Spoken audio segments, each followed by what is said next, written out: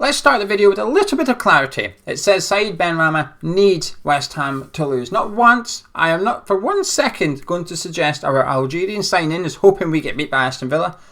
But I think he might need us to in order to get into the starting 11. That's all, by the way. Just so that he can then get a starting slot for our next game. I think he might need us to get beat. Where do we start from this video? We'll start with the manager. Why should David Moyes change things? We're winning games.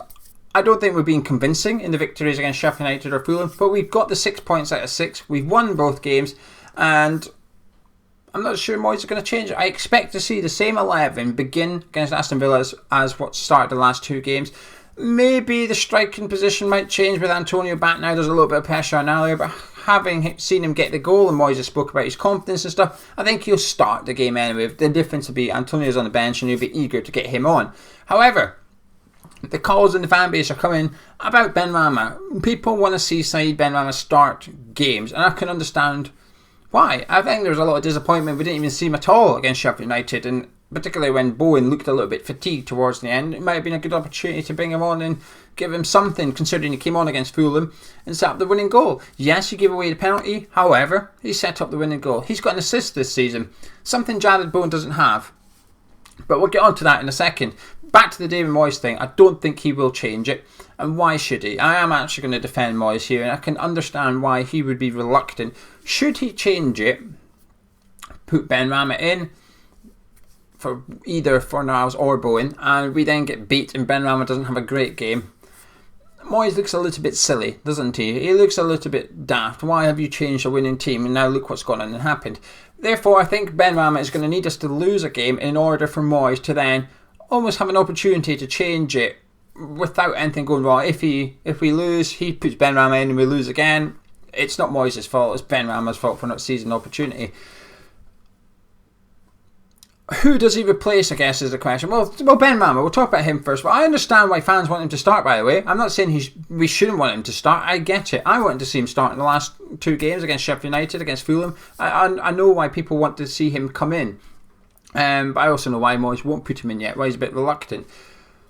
But who does he come in for? There's only 2 players, isn't there? Fornals and Jared Bowen. And most people want to see him come in for Pablo Fornals. However, should he must come in, whether I want him to or not, I'll leave that for the preview. But should Benrahma be starting against Villa, I think I'd replace Bowen, to be honest with you.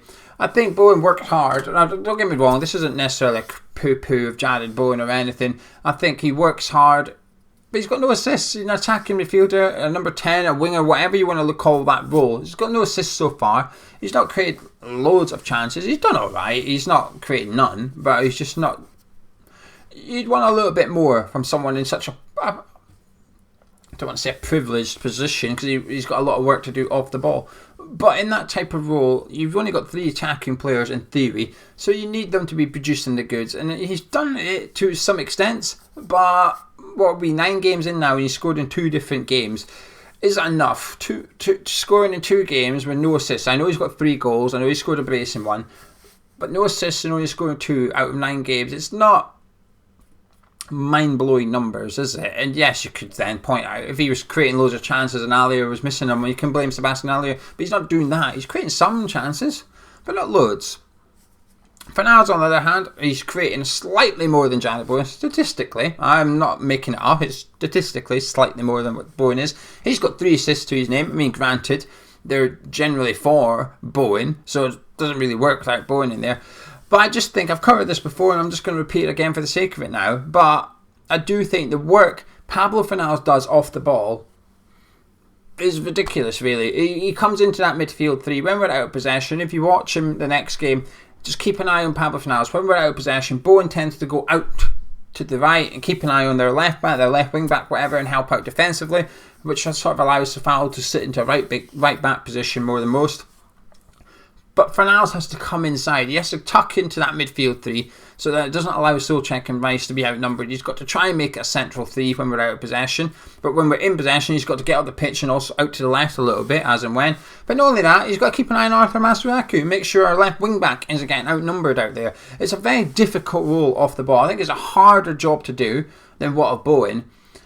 And I think if you bring Benrahma in for Pablo Fornals, that's a big ask for Benrahma, because not only are you asking him to be our most creative player, when we're out of possession, you're saying you need to do this role, which you've not really done before in your career. Well, I say career, I could be wrong. At Brentford, he didn't have to do it. Elsewhere, I don't know. I don't know his career enough before Brentford in order to speak of it.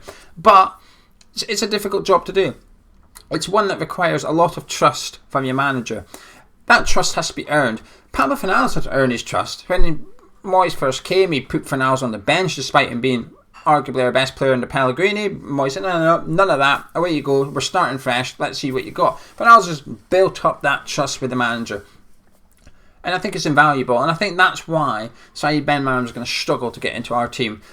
Initially, it's going to take a little while. Like I said, losing a game would trigger that and allow Moyes to change something. And I'm a bit wary of Benrahma playing in the Pablo Fornals role with that stuff to do when we're out of possession. Could it be the other way around? Could we then allow Benrahma to chase the right back and Bowen drop in and do all that? I'm not so sure. Because when we're counter-attacking, out here with two wing-backs, it's Masuaku you want further forward on the pitch. You want Masuaku being the one breaking. And Fornals coming in allows Masuaku to play a wing-back role rather than a full-back role.